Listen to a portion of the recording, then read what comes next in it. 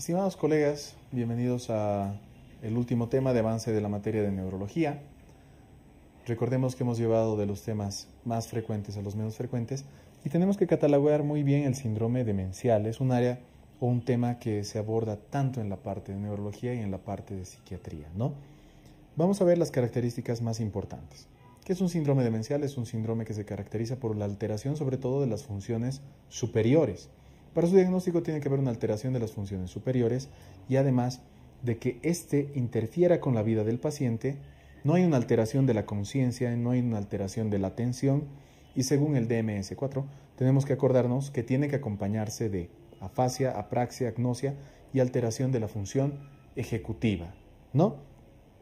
Se acompaña también de alteración de la conducta y del estado de ánimo, pero obviamente secundario es esto, algo que de los pacientes se dan cuenta, ¿no? Sobre todo son pacientes ancianitos, la mayor parte, y se van a dar cuenta que se olvidan cosas que antes no se olvidaban, que ya no tienen el mismo orden, que están empezando a descuidarse de sus hábitos, entonces pues van a entrar en un estado depresivo.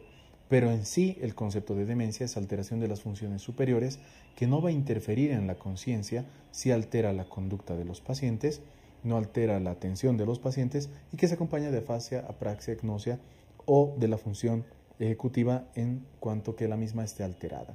Clínica.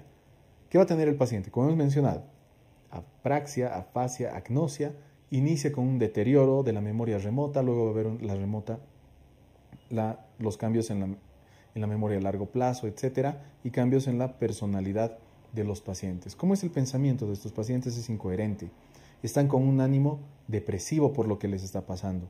Tienen comienzo brusco, pueden tener olvidos, sigue una alteración de la memoria reciente, luego de la memoria remota, ¿no?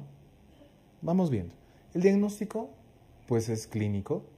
Tenemos que valorar al paciente, a la familia, tenemos que preguntar desde cuándo está pasando los problemas, desde cuándo el paciente está descuidando, desde cuánto se olvida más cosas de lo común, etcétera, y realizar estudios también de neuropreservación, que son el Mini Mental Test de Folstein y también el mini examen. Si tenemos, estos son exámenes cognitivos, un puntaje menor a 24, pues nos orienta al cuadro demencial.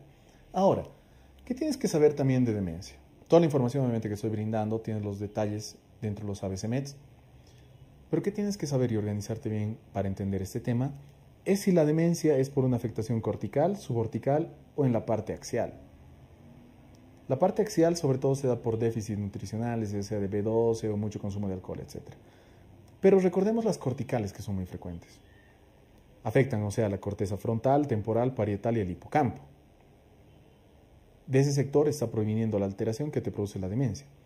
Afecta las funciones superiores, entonces va a haber afasia, apraxia, agnosia, calculia. Y los más frecuentes, y de lejos la más frecuente característica o enfermedad de demencia es la enfermedad de Alzheimer. También puede haber una demencia frontotemporal o de PIC. Las subcorticales, que va a afectar los ganglios basales, hay asimetría, afecta los movimientos y también el estado de ánimo de los pacientes. ¿Qué enfermedades podemos tener acá? ¿Qué relación con demencia? La enfermedad de Parkinson idiopática, no solamente se va a referir a la parte de los movimientos, también a la parte cognitiva. La enfermedad de los cuerpos de Lewy, la supranuclear progresiva. Y las axiales, pues que va a haber alteraciones en la memoria reciente, los pacientes están desorientados y sobre todo vemos de Wernicke-Korsakoff y la encefalitis herpética, ¿no? Vamos viendo. ¿Qué tenemos que hacer en todo paciente que tenga estos síntomas demenciales? Estudios de todo.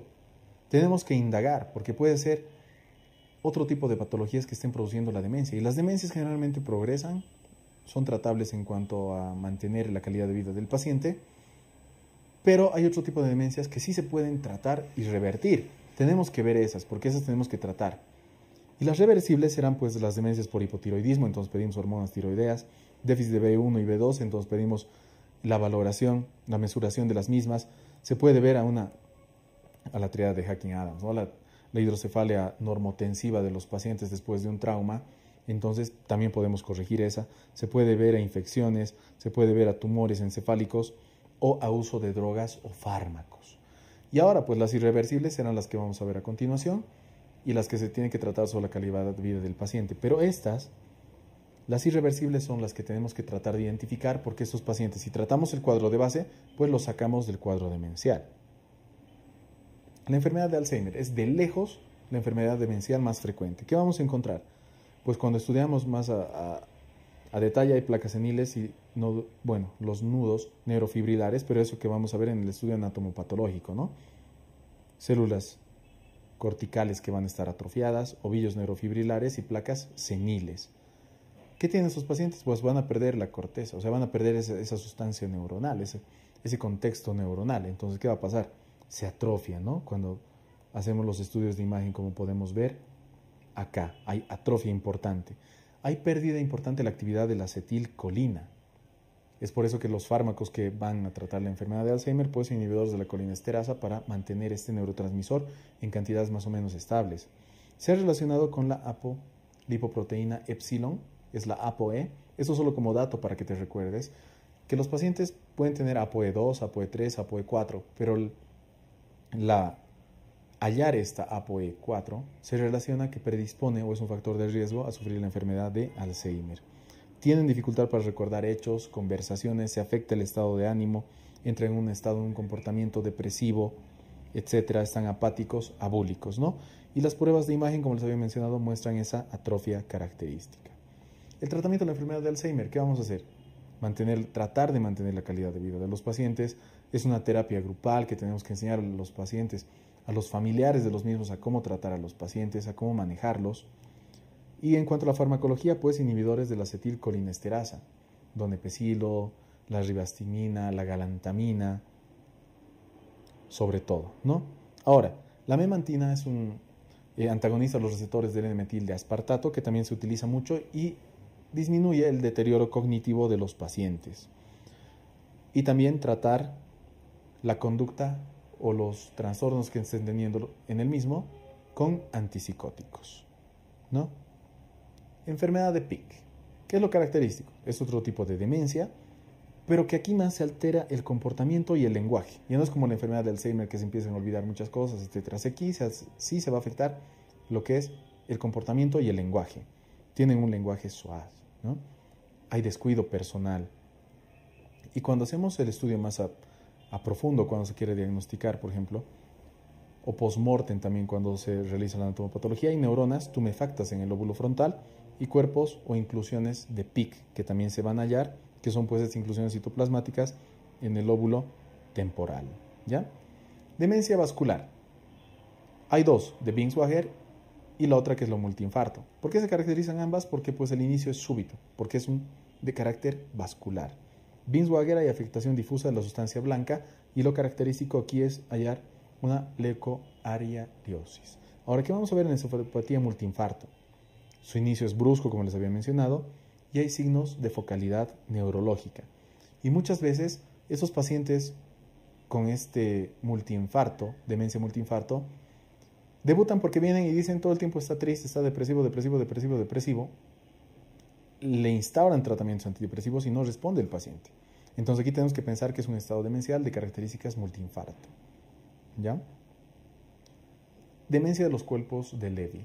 Los cuerpos de Levy, esos pacientes que presentan demencia, presentan parkinsonismo y lo más llamativo es que presentan alucinaciones de características visuales. Están orientados, no van a estar, podríamos decir, con el nivel de conciencia alterado, pero sí presentan estas alucinaciones de características visuales. Tienen bastante sensibilidad a los neurolépticos. Por ejemplo, si se quiere dar tratamiento con neuroléptico a este tipo de pacientes, damos haloperidol, empeora bastante el cuadro de los mismos. Y el tratamiento se va a basar obviamente en antipsicóticos, pero que sean atípicos, porque los típicos, como les había mencionado, empeoran el cuadro. Y por último, acabando ya la parte de neurología, vamos a mencionar esta enfermedad que es de Creutzfeldt-Jacobs, que una de las variedades era la enfermedad de las vacas locas que apareció hace un par de años y que es una enfermedad por priones o proteínas. Se relaciona con el gen PRP y que tenemos que acordarnos que el estudio anatomopatológico es muy característico porque se van a ver una alteración espongiforme de las neuronas. Es una demencia rápidamente progresiva, no responde al tratamiento por lo que es de bastante mal pronóstico y se caracteriza por la ataxia cerebelosa y mioclonías que presentan los pacientes. El diagnóstico se da por estudio anatomopatológico Y también podemos mencionar como dato característico es el aumento de la proteína 14:3:3. No, como les había mencionado, no existe un tratamiento específico, es por eso que se considera una demencia de mal pronóstico. Con esto hemos llegado al final del avance de la materia de neurología. Recuerda estudiar los temas siempre enfocándolos así, no hacerte un par de conceptos claros, ver la diferencia entre las distintas patologías, ya sea de cualquiera de los temas, de las cefaleas, como diferencia la tensional de la migraña o de las trigeminautonómicas. De la epilepsia tenemos que conocer muy bien los conceptos, diferenciar una convulsión, qué es una crisis, qué es un estatus, etcétera, cómo vamos a tratar las mismas. De las crisis convulsivas, diferenciar cuáles son las parciales de las generalizadas. Tenemos que diferenciar muy bien las mismas, cuáles son por problemas idiopáticos o secundarios de otras patologías. Recuerda muy bien que en el traumatismo cráneoencefálico y de médula tenemos que seguir el protocolo del ABCDE, realizar buenos estudios de imagen para un buen diagnóstico y tratamiento. En los eventos cerebrovasculares, diferenciar los isquémicos de los hemorrágicos y de los AITs, manejar cada uno de los mismos de acuerdo a qué sector esté afectado, y en la parte de demencia conocer muy bien las características de cada una de ellas para poder diferenciarlas y pues abordar muy bien, tanto en la vida médica cotidiana y el día del examen, contestar el máximo de preguntas que entren de estas áreas. Espero que haya sido de utilidad repasar la neurología dentro de los classmates, que te haya servido bastante, y pues nos veremos en una siguiente materia.